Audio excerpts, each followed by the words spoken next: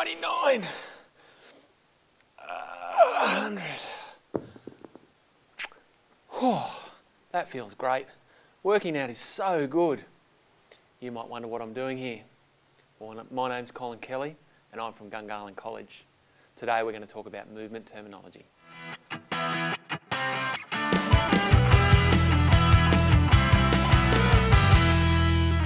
Okay, so movement terminology always has paired terms. What we want to do today is go through those paired terms so that you understand them. We want to make sure that everyone's on the same page so that everyone has an equal chance to do well on their test. The first terms that we're going to talk about are flexion and extension. When we talk about movement terms, we need to think about the anatomical position because that's how we decide if something's flexion or extension. When we have flexion, we have a reduction in the angle. When we have extension, we have an increase in the angle at the joint. The example that we'll use for flexion, a really simple one, would be a bicep curl. When we curl the weight up towards our shoulder, we're reducing the angle of the elbow, therefore it's flexion. When we lower the weight back down, we're increasing the angle at the elbow, therefore it's extension. The next two terms we'll look at are abduction and adduction. And we need to look at the second letter of each one. So adduction, adduction, is adding to, which means we're bringing something closer to the midline. Abduction or abduction is taking away from the midline. The example that we'll use will be moving our arms out to the side and back. When we take our arms away from our side, that's abduction or abduction. When we bring our hands back towards the body, that's adduction, adding to the midline, adduction.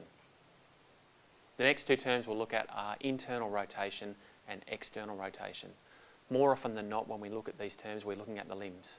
When we do internal rotation, the front surface of the limb turns to face the midline. When we do external rotation, the front surface of the limb turns away from the midline of the body. Medial rotation, lateral rotation. Medial, lateral. Pivot. Ooh, what's going on here?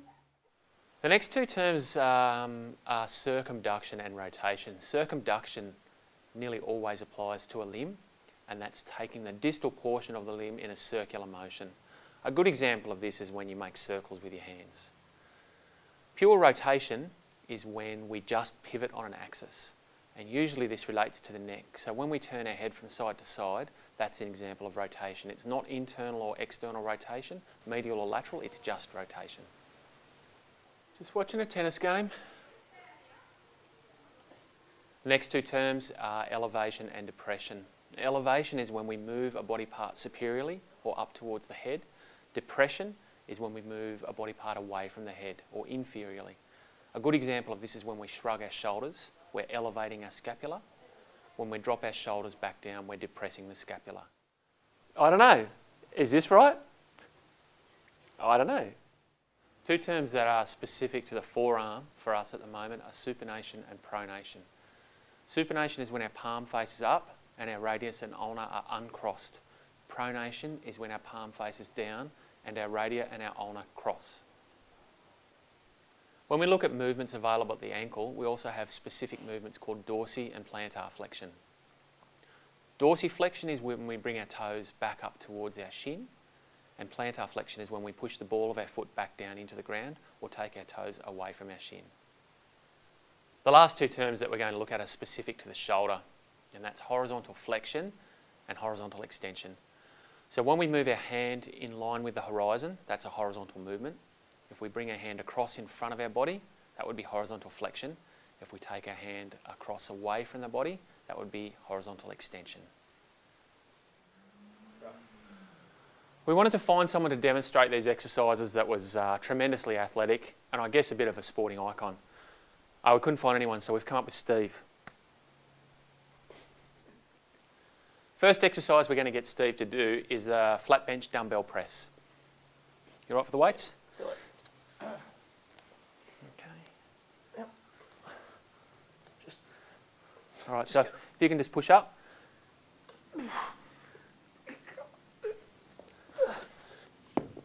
Just drop it, mate. It's all right, I prepared some for you earlier.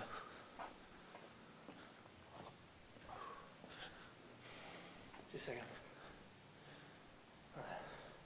Let's go. Still not too short. Still not too short. You can do it. All right, good. So what we've got here is we've got movement at two joints. We've got movement at the elbow joint and movement at the shoulder joint. What we need to do is break those down. So from the up phase, we're extending the elbow. That angle is getting smaller. On the down phase, we're getting elbow flexion. On the up phase, we're reducing this angle at the shoulder, so we've got horizontal flexion.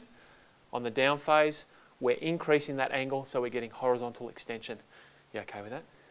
Still with Steve. Still can't find an athlete. So what we're going to look at now is a single joint exercise.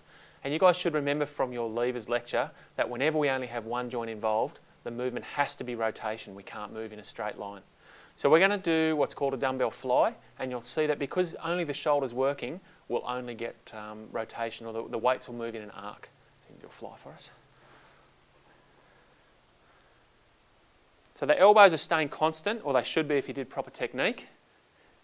And what we're getting is horizontal flexion, horizontal extension. And you can see that the path of the weight is going in a circular motion.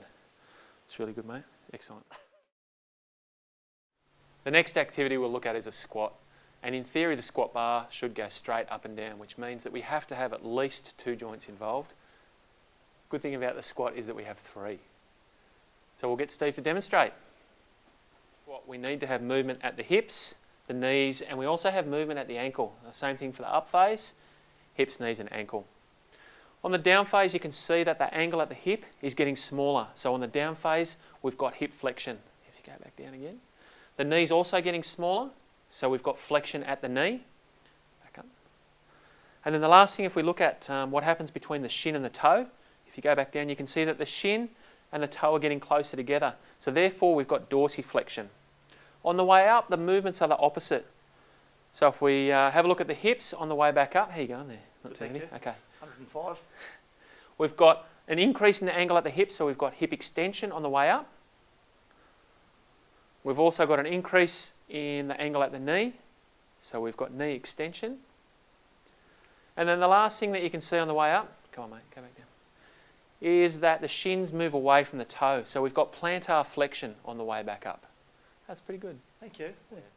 With the shoulder, you have to imagine there's a plane that's extending up through the body. And this is the plane that we're taking the angle from. So at the moment, the shoulder is at 180 degrees.